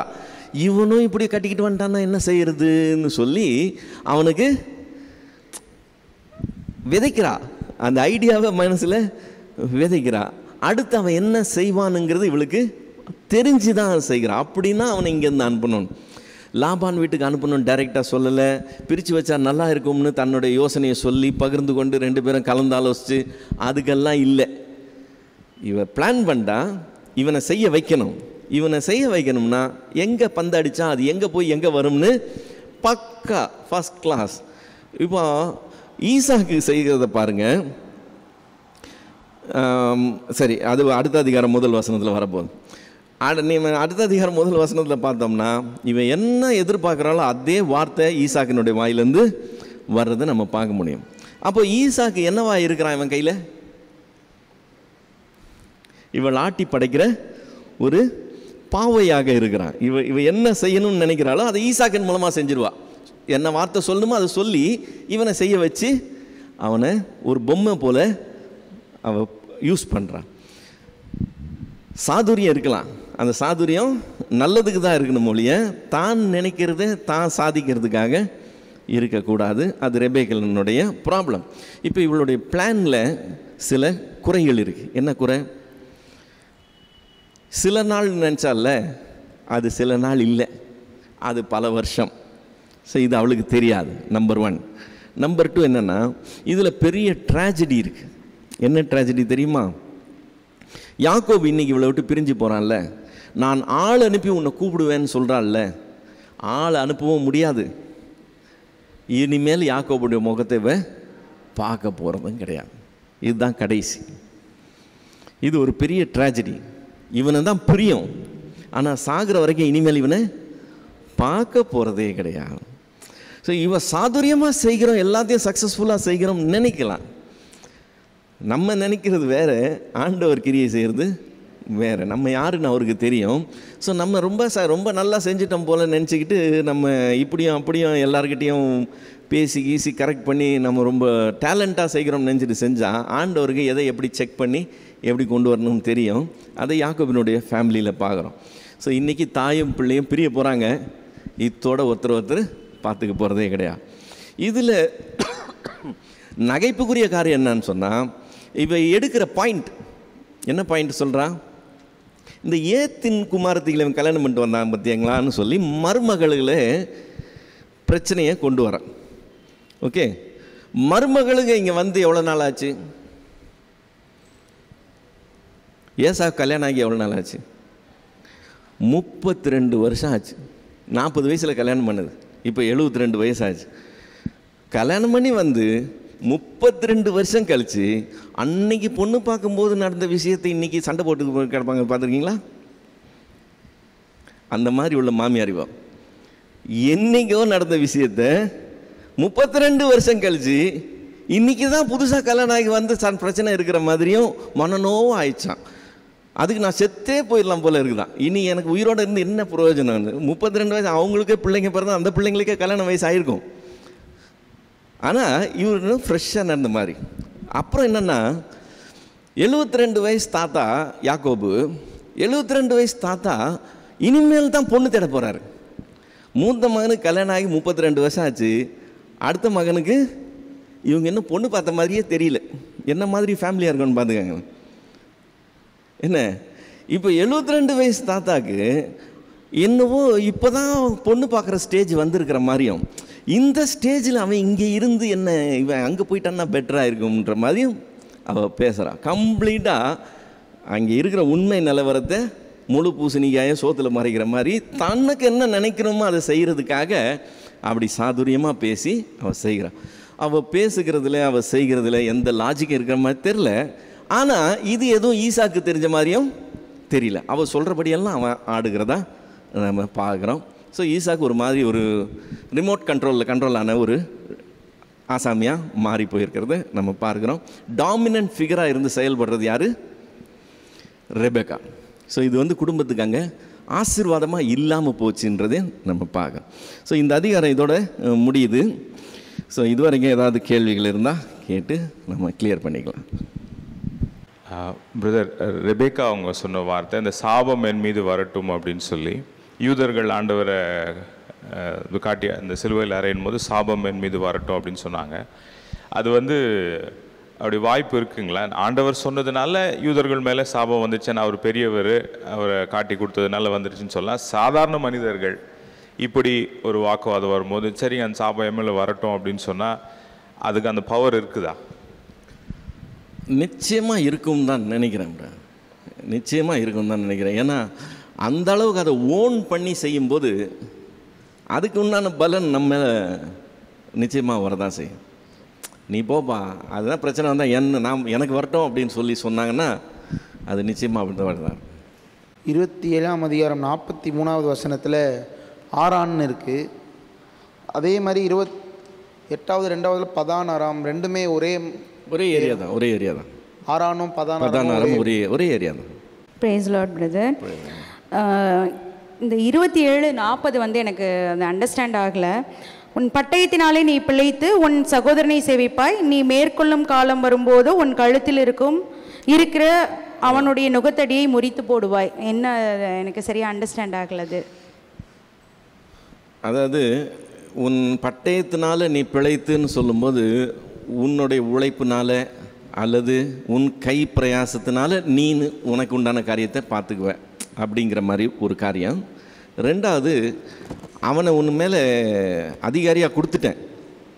ஸோ ஒரு சர்டன் பீரியடுக்கு அது கண்டினியூ ஆகும். ஆனால் உனக்குன்னு ஒரு டைம் வரும், நீ அப்போ அதை பிரேக் பண்ணி வெளியே வந்துடுவேன். ஓகே, இன்னொரு கொஸ்டின். இப்போ ஈசாக்குக்கு தெரியும் கடவுள் வந்து குழந்தைங்க பிறக்கிறதுக்கு முன்னாடியே வந்து சாராள் கிட்ட சொன்னது. அப்படி தெரிஞ்சும் ஏன் வந்து ஈசாக்கு வந்து ஏசாவை சூஸ் பண்ணுறாரு ப்ளஸ் பண்ணுறதுக்கு சூஸ் பண்ணது வந்து காரணம் அவன் மேலே பட்சமாக இருந்தான்ற காரியம். கர்த்தருடைய சித்தத்தை கெடுக்கணுங்கிற காரியம் இருந்திருக்க முடியாது. அப்படி ஏதாவது இருந்தால் நமக்கு ஸ்பெசிஃபிக்காக சொல்லியிருக்கோம். அப்படி இல்லை, இந்த பிள்ளை மேலே அவனுக்கு பிரியம் அதிகம், அதனால் அந்த பிள்ளையை ஆசீர்வதிக்கணும்னு அவன் நினைக்கிறான்.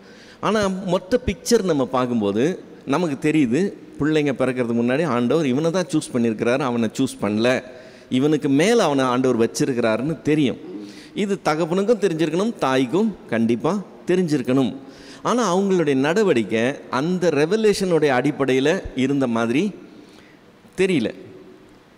இவங்களுடைய சொந்த விருப்பப்படி தான் இருக்கிற மாதிரி தெரியுது. ஸோ அந்த வெளிப்பாடை அவங்க ரொம்ப பெருசாக எடுத்துக்கிட்டு பிள்ளைங்களை அதுக்கேற்ற மாதிரி நடத்தின மாதிரி இல்லை. அது அங்கே முடிஞ்சிச்சு. ஸோ சொன்னாங்க, கேட்டோம், அதோட ஓவர். இவங்க கேரி ஃபார்வர்ட் பண்ணும்போது அதை இங்கே கொண்டு வந்து வந்து பிரேக் பண்ணுற மாதிரி தானே இருக்கு. ஆமாம் ஆமாம், அதாவது அவருடைய கிராண்ட் ஸ்கீம் ஆஃப் திங்ஸ் இருக்குல்ல, மொத்தத்தை குறித்து அவருடைய திட்டம் இருக்குல்ல, அந்த திட்டத்தோடு இணைஞ்சு போகிறது தான் நம்மளுடைய காரியம். நம்ம எதை செஞ்சாலுமே ஓகே தேவன் இப்படி சித்தம் கொண்டிருக்கார். இப்போ இயேசு கிறிஸ்து அவருடைய லைஃப் பேட்டர்ன் நீங்கள் பார்த்தீங்கன்னா ஒவ்வொரு ஸ்டேஜ்லேயும் அவர் வந்து இப்படி எழுதப்பட்டிருக்கிறதுனால இது இப்படி தான் செய்யணும்னு சொல்லி அவர் போகிறத நம்ம பார்க்க முடியும் ஒவ்வொரு ஸ்டெப்லேயுமே. அதாவது அந்த ஸ்கீம் அந்த அந்த என்ன ப்ளூ பிரிண்ட் இருக்கோ அந்த ப்ளூ பிரிண்ட் படி போகணுங்கிறது காரியம். இப்போ ஆபிரகாம் அதில் ரொம்ப சீரியஸாக இருந்து அதுக்கேற்ற மாதிரி தான் அவன் போகிறத அவன் அதை விட்டு இந்த பக்கம் அந்த பக்கம் கிராஸ் ஆகவே கிடையாது. ஆனால் ஈசாக்கு இந்த விஷயத்தில் அது அந்த அளவுக்கு கேர் எடுத்து அந்த மாதிரி ஸ்டெப் எடுத்து போன மாதிரி இல்லை. இது ஒரு பெரிய லேக்குனா பெரிய குறை. ரெண்டாவது, ஆசீர்வதிக்கிறதுன்னு சொல்லி வரும்போது தேவன் ஆசீர்வதிக்கிறவங்கள தான் நம்ம ஆசீர்வதிக்க முடியும். தேவன் சபிக்கிறவர்களை நம்ம ஆசீர்வதிக்க முடியாது. நம்ம தேவனை சூப்பர் சீட் பண்ணி எதுவுமே செய்ய முடியாது. இவன் அது கம்ப்ளீட்டாக விட்டுட்டு இவன் நம்ம ஆசீர்வதிச்சா ஆசீர்வாதன்ற மாதிரி போகிற மாதிரி இருக்குது. அதை ஆண்டவர் வந்து மாற்றி விடுறார். இவன் செய்கிற தப்பு ஆக்சுவலாக. ஓகே. அண்ட் தென் அசட் வந்து நம்ம டபுள் மடங்காக கொடுக்கறது அந்த சேஷ்ட புத்திரபாகம்னு லாஸ்ட் இதில் பார்த்தோம். இப்போ இது என்ன பிளஸ்ஸிங்கு? அது வந்து இட்ஸ் அசட் வந்து சேஷ்ட புத்திரபாகம். ஸோ இந்த பிளஸ்ஸிங்க்கு என்ன பர்டிகுலராக ஏதாவது நேம் இருக்கா? இது வந்து அதாவது பிள்ளைங்களுடைய அவங்களுடைய சந்ததி அவங்களுடைய பிற்கால ஜனங்கள் எப்படி இருப்பாங்கன்றது ஒரு ப்ராஃபிட்டிக்காக சொல்கிற ஒரு காரியம், தீர்க்க தரிசனமாக சொல்கிறது. அதனால தான் அங்கே சொல்லும்போது சொல்லியிருக்கு, விசுவாசத்தினாலே பின் வருங்காலங்களை குறித்து பிள்ளைங்களை இங்கே ஆசீர்வதிச்சான்னு சொல்லி. அதே மாதிரி யாக்கோபு தன்னுடைய பிள்ளைங்களையும் தன்னுடைய பேர பிள்ளைங்களையும் கூட ஒரு ப்ராஃபிட்டிக் சென்ஸோடு சொல்கிறத பார்க்க முடியும். அது அப்படியே நடக்கிறதையும் நம்ம பார்க்குறோம். ஸோ இது வந்து இந்த ஆதிமுற்பிதாக்கள் டைமில் இருந்த ஒரு காரியம். அவங்க ஒரு வார்த்தை பிள்ளையை பற்றி சொன்னாங்கன்னா அது பிற்காலத்தில் அவங்க சந்ததிக்கு அந்த மாதிரி. Okay. And then 26th Genesis 26th அந்த லாஸ்ட் வேர்ஸ் வந்து அவர்கள் அந்த 34 and 35 லாஸ்ட் வீக்கில் இருந்திருக்கும்னு நினைக்கிறேன். ஏசா 40 வயதான போது ஏத்தியனான பெயரியனுடைய குமார்த்தியாகிய யூதித்தையும் ஏத்தியனாகிய ஏலோனுடைய குமார்த்தியையும், ஸோ அவங்க 2 பேரையும் கல்யாணம் பண்ணிக்கிறாங்க. இந்த ரெபேக்காளுக்கும் அதாவது ஈசாக்கும் ரெபேக்காளுக்கும் மன நோவாக இருந்தார்கள். ஸோ த டே 1லேருந்தே எப்படி இருந்திருக்கோம் இல்லையா? ஆமாம் ஆமாம் ஆமாம். அதாவது இந்த கிழக்கத்திய புத்திரனுடைய வழக்கங்களும் இந்த மேற்கத்திய பிள்ளைகளுடைய வழக்கங்களும் ரொம்ப வித்தியாசம். அந்த வித்தியாசத்தை நம்ம எல்லா ஸ்டேஜ்லேயும் பார்த்தோம். ஒரு எக்ஸாம்பிள் சொன்னால் ஹாஸ்பிட்டாலிட்டின்னு வந்தோம்னா புதுசாக வந்த 2 பேருக்கு சோதோம் குமோரோவில் கிடைச்ச வரவேற்பு எப்படிங்கிறது நம்ம பார்க்குறோம். அதே மாதிரி அந்நியனாய் அங்கே போகிற ஆபிரகாமுடைய வேலைக்காரனுக்கு அந்த கிழக்கத்திய ஜனங்க கொடுக்குற வரவேற்பை நம்ம பார்க்குறோம். வாங்க சாப்பிடுங்க, தண்ணி குடிங்க, கால் கழுவ தண்ணி கொடுத்து, அவங்க கல்ச்சரே வித்தியாசம், கம்ப்ளீட்டாக டிஃப்ரெண்ட். இவங்க கம்ப்ளீட்டாக டிஃப்ரெண்ட். இன்றைக்கி கூட ஈஸ்டர்ன் கல்ச்சர் வேறு, வெஸ்டர்ன் கல்ச்சர் வேறு. இன்றைக்கெல்லாம் நம்ம வீட்டில் யாராவது வந்தாங்கன்னா நம்ம வெளியே நிற்க வச்சு பேச மாட்டோம், உள்ளே வாங்க உட்காருங்கன்னு சொல்லி தான் பேசுவோம். நீங்கள் வெஸ்டர்ன் கல்ச்சருக்கு போனீங்கன்னா நீங்கள் என்ன தான் சொந்தக்காரராக இருந்தால் கூட வெளியே நிற்க வச்சே பேசிடுவாங்க. ஏன்னா சொல்லாமல் வந்திருக்கிற டைம் எல்லாம் நீ தவறி வந்து ரொம்ப ஸ்ட்ரிக்டாக ஒரு மாதிரி டிஃப்ரெண்ட்டாக இருப்பாங்க. அது டோட்டலாக டிஃப்ரெண்ட். இவங்க அப்ரோச் வேறு, அவங்க அப்ரோச் வேறு. அது இவங்க கல்யாணம் பண்ணும்போது இந்த ஜனங்க மத்தியில் அது இருக்கக்கூடாதுன்னு சொல்லி ஆபிரகாம் சீரியஸாக இருந்தது மாதிரி ஏசா இல்லை. எப்படி லோத்து காம்ப்ரமைஸ் பண்ணானோ அதே மாதிரி ஏசாவும் காம்ப்ரமைஸ் பண்ணுகிறான். அப்படி காம்ப்ரமைஸ் பண்ணும்போது அந்த கேரக்டரை வந்து நம்மளுடைய ஃபேமிலிக்கு கொண்டு வந்தோன்னா இது இந்த கேரக்டரோட ஜெல் ஆகாது. ஸோ 2 பேருக்கும் கான்ஃப்ளிக்ட் இருக்குது. ஸ்டார்டிங்லேருந்தே கான்ஃப்ளிக்ட் இருக்குது, ஒத்து வர மாட்டேங்குது. ஓகே. லாஸ்ட் கொஸ்டின், ஹீப்ரூவில் ரெஃபர் பண்ண சொன்னீங்க இல்லையா, 12th and 16th and 17th, அது கொஞ்சம் எக்ஸ்பிளைன் பண்ண முடியுமா? ஒருவனும் வேசி கள்ளனாகவும் ஒருவேளை போஜனத்துக்காக தன் சேஷ்ட புத்திரபாகத்தை விற்று போட்ட ஏசாவை போல சீர்கெட்டவனாகவும் இராதபடிக்கும் எச்சரிக்கையாக இருங்கள். ஏனென்றால் பிற்பாடு அவன் ஆசீர்வாதத்தை சுதந்திரித்துக் கொள்ள விரும்பியும் ஆகாதவன் என்று தள்ளப்பட்டதை அறிவீர்கள். அவன் கண்ணீர் விட்டு கவலையோடு தேடியும் மனமாறுதலை காணாமற் போனான். இப்போ நான் ரியல் லைஃப் யோசிக்கிறேன். எப்படின்னா, இப்போ நம்ம பாஸ்ட் லைஃப் ஏதாவது நம்ம கண்டிப்பாக சின்குள்ளே தான் இருந்திருக்கலாம் ஒவ்வொருத்தரோட லைஃப்லேயும். ஸோ அதை வந்து நம்ம மனம் மாறி அதுக்கப்புறம் நம்ம வந்து கடவுளை ஏற்றுக்கொள்ளும் போது அப்போது நமக்கும் அந்த மாதிரி பனிஷ்மெண்ட் ஏதாவது கான்சிக்வன்சஸ் வருமா? இல்லை இல்லை, மை கொஸ்டின். எபிரேயர் 12வது அதிகாரத்தில் சொல்கிறது, நாம் கிறிஸ்துவ அறியாதவர்களாக இருந்தப்போ அறியாமல் உள்ள காலங்களில் செய்த காரியங்கள் இங்கே பாதிக்கிற மாதிரி சொல்லலை. கிறிஸ்துவை அறிந்து கொண்ட பின்பு நமக்கு கிடைச்ச இந்த ஸ்லாக்கியத்தை நாம் அற்பம் என்று சொல்லி நினைச்சு ஒருவேளை போஜனத்துக்காகன்னு சொல்லும்போது அற்பமாய் கிடைக்கிற சில சின்ன பெருமைகள், சின்ன இன்பங்கள், அந்த மாதிரி சின்ன காரியங்களுக்காக இவ்வளவு பெரிய ஸ்லாக்கியத்தை நம்ம துச்சமாக நினச்சி இதை விட எனக்கு அதுதான் வேணும்னு சொல்லி நம்ம சூஸ் பண்ணோம்னு வச்சுக்கோங்களேன், அது பெரிய தப்பு. அவன் சீர்கெட்டவனாக இருந்து தனக்கு இருந்த ஸ்லாக்கியத்தை துச்சமாக நினச்சான். அவனை போல் நீங்கள் இருந்துடாதீங்க. ஒரு வேளை போஜனத்துக்காக சாப்பிட்டு அன்னைக்கு அது ஜீரணமாயிட போகுது, அடுத்த வேளை அவனுக்கு மறுபடியும் பசிக்க போகுது. அதுக்காக போயிட்டு சேஷ்ட புத்திர பாகத்தை யாராவது கொடுப்பாங்களா? அதே மாதிரி தான் இப்போ நீங்கள் இன்பத்துக்காக நீங்கள் வந்து கத்தரை விட்டுறீங்க அல்லது ஒரு சின்ன ரிலேஷன்ஷிப்புக்காக விட்டீங்கன்னா இதெல்லாம் எவ்வளவு நாளைக்கு, எவ்வளவு நேரத்துக்கு? இன்பங்கள்லாம் கொஞ்ச நேரத்துக்கு தான் இருக்க போகுது, பெருமைகள்லாம் கொஞ்ச நேரத்துக்கு தான் இருக்க போகுது, புகழெல்லாம் கொஞ்ச நேரத்துக்கு தான் இருக்க போகுது. இந்த கொஞ்ச காலத்தில் இருக்க போகிற இவைகளுக்காக நித்திய காலத்தை குறித்து கத்தர் கொடுத்துருக்கிற பெரிய ஸ்லாக்கியம், அது வந்து எவ்வளோ பேர் கிடைக்காது நமக்கு கிடைச்சிருக்குங்கிறத புரிஞ்சிக்காம அதை இன்னும் அலட்சியமாக ஹேண்டில் பண்ணி நம்ம இப்படி போனோம்னு சொன்னால் அது பெரிய அஃபென்ஸ், ரொம்ப சீரியஸான அஃபென்ஸ். அந்த ரிலேஷன்ஷிப்பை சொல்லும்போது தான் அந்த வார்த்தை வருது. அப்படி இருக்காதீங்க. அப்படி இருந்தீங்கன்னா உங்களுக்கு வரவேண்டிய ஆசீர்வாதம் கூட அடிபட்டு போகிறதுக்கு வாய்ப்புகள். மலடியாக இருந்த ரெபேக்காளுக்காக ஈசாக்கு ஜெபம் பண்ணதுனால தான் கற்பம் தரிச்சாள். அவள் வந்து பிள்ளைங்க வயிற்றில் ஒன்றோட ஒன்று மோதிக்கும் போது அவள் தான் போய் வேண்டுதல் செய்கிறாள். அவள் வேண்டுதல் செய்யும்பொழுது அந்த 2 பேரை குறித்து ஆண்டவர் வெளிப்பாடு கொடுத்துட்றாரு. இளையவனை பெரியவன் தான் சேவிப்பான். மல்கியாவில் வரும்போது கூட ஏசாவை நான் வெறுத்து யாக்கோபு.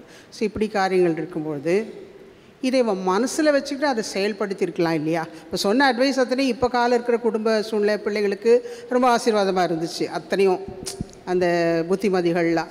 ஆனால் இந்த இடத்துல வந்து அதை மனசுக்குள்ளேயே வச்சுக்கிட்டு அவள் அப்படி எடுத்துகிட்டு போனாளா மகனே? கொண்டு போயிருக்கலாம், ஆனால் அப்படி செஞ்சான்னு சொல்லி வேத ஆதாரமே இல்லை. இப்போ அவள் தான் கத்தர் இடத்துல விசாரிச்சா, கத்தர் வெளிப்படுத்தி இருக்கிறார், அதனால அவள் சின்ன பிள்ளைய முக்கியப்படுத்தினான்னு இல்லை. தேவன் இந்த பிள்ளையை தெரிந்து கொண்டதுனால நானும் அந்த பிள்ளைய ஃபேவர் பண்ணுறேன்னு அது நிமித்தம் செஞ்சானோ, ஆசீர்வாதம் அங்கே போகக்கூடாது இவனுக்கு தான் வரணும்னு சொல்லி தேவன் சித்தம் கொண்டு இருக்கிறாரு, அதை நம்ம அதனால் இப்படி செய்யணும்னு சொல்லியோ செஞ்சான்னு வேத ஆதாரம் இல்லாததுனால நம்ம அப்படி ஒரு நிலைப்பாடு எடுக்க முடியல.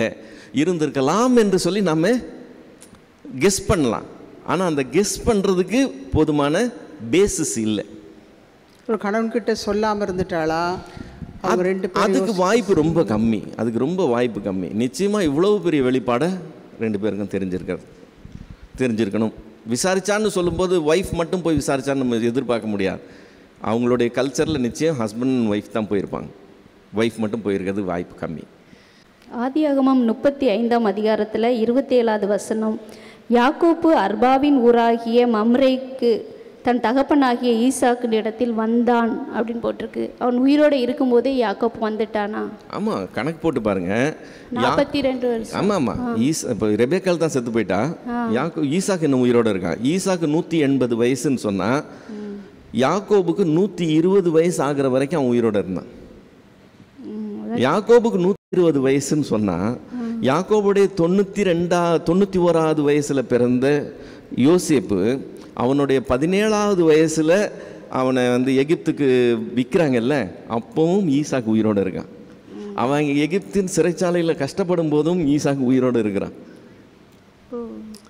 அந்த 180ங்கிறத நீங்கள் வந்து ஸ்பேஸ் பண்ணி கொண்டு வந்தீங்கன்னா இவங்க எல்லாம் எங்கெங்கே வராங்கன்றது தெரிஞ்சிடும்.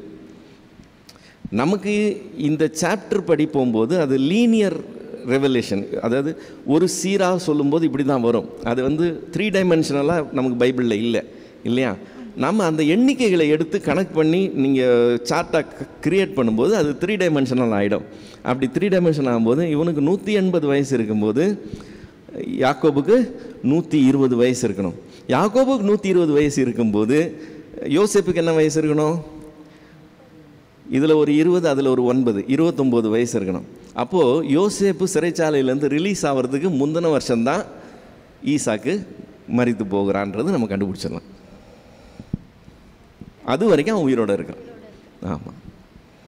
லாஸ்ட் வீக்கோட ஒரு டவுட்டு, ஜெனிசிஸ் 21ல் ஆபிரகாம் வந்து பெயர் சபாவிலே தானே ஒரு தோப்பை உண்டாக்குகிறார் இல்லையா? ஆமாம். ஸோ இதில் வந்து பார்த்தீங்கன்னா லாஸ்ட் வீக் இதில் பார்த்தீங்கன்னா 26th verseல அந்நாளிலே தானே ஈசாக்கின் வேலைக்காரர் வந்து தங்கள் துறவு வெட்டின செய்தியை அவனுக்கு அறிவித்து தண்ணீர் கண்டோம் என்றார்கள். அதற்கு சேபா என்று பெயரிட்டான். ஆகையால் அந்த ஊரின் பெயர் இந்நாள் வரைக்கும் பெயர் சபா என்னப்படுகிறது.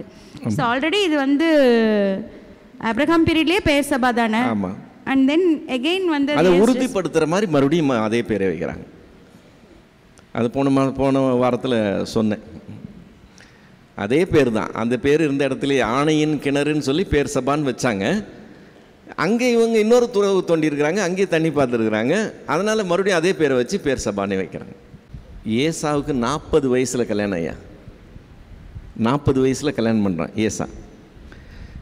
யாக்கோபு பிரிஞ்சு போகும்போது ஏசாக்கே 72 வயசு. கல்யாணம் ஆகி 32 வருஷம் ஆயிடுச்சு. யாக்கோபு கல்யாணம் ஆகுது. ஆமாம், அதுதான் சொன்னேனே. மூத்த மகனுக்கு கல்யாணம் ஆயிடுச்சு. கல்யாணம் ஆகி அவன் 2 குடும்பம் வச்சு பண்ணிட்டு இருக்கிறான்.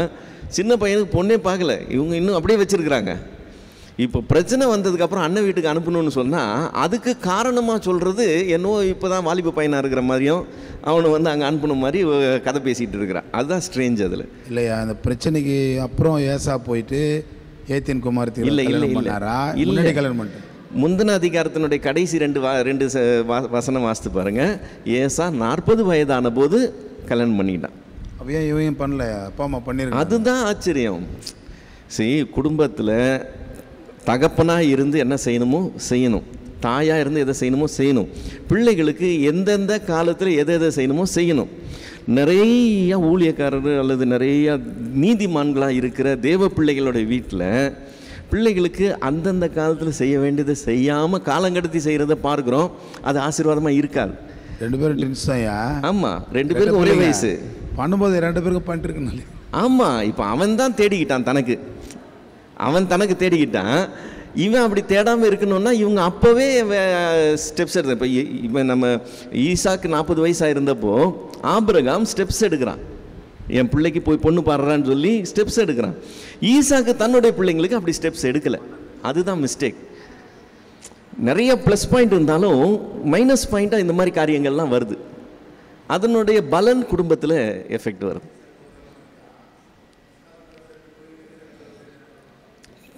பண்ணலன்ற மட்டும் இல்லை, 32 வருஷமாக சும்மா வச்சுருந்தாங்க. ஆமாம் 79வது வயசில் தான் அவனுக்கு கல்யாணம் ஆகும். பிரதர் 27 அவன் கிட்ட போய் அவனை முத்தம் செய்தான். அப்பொழுது அவனுடைய வஸ்திரங்களின் வாசனை மோந்து, இதோ என் குமாரனுடைய வாசனை கர்த்தர் ஆசீர்வதித்த வயல்வின் வாசனை போல் இருக்குதுன்னு சொல்கிறாரு இல்லைங்களா. அப்போது அவர் வந்து ஆடு தான் சமைச்சு கொண்டு போய் கொடுக்குறாரு இல்லைங்களா யாக்கோபு. அப்போ வயல்வெளியின் வாசனை வந்து, ஏன்னா ஏசா வந்து வனசஞ்சாரியாக இருந்தான். அவன் மிருக ஜீவன்களை தான் நான் வேறு எதனா தான் கொண்டு வந்து கொடுத்துருப்பான். இதை வச்சு அவரால் கண்டுபிடிக்க முடியலையா ஈசாக்குக்கு? எதை வச்சு? இந்த வயல்வெளியின் வாசனை இல்லைங்களா அப்படி சொல்கிறாரு இல்லைங்களா. ஆடு தான் இல்லை ஏசா யாக்கோபு வந்து இல்லை, யாக்கோபு போட்டுக்கிட்டு போன ட்ரெஸ்ஸு ஏசாவுடைய ட்ரெஸ்ஸு தான். ஆனால் வயல்வெளியின் வாசனை எப்படி இருக்குது சொல்கிறாரு. அது ஒரு ஆசீர்வாதமாக சொல்கிறான். வயல்வெளியோடைய ஆசனை இல்லை, இவனுடைய வாசனை தேவனால் ஆசீர்வதிக்கப்பட்ட வயல்வெளியின் வாசனைன்னு சொன்னால் என் பிள்ளை அவ்வளோ செழுமையாக குளுமையாக இருப்பாங்கிற மாதிரி அப்படி சொல்கிறான். அது ஒரு ஆசீர்வாதமான வார்த்தை.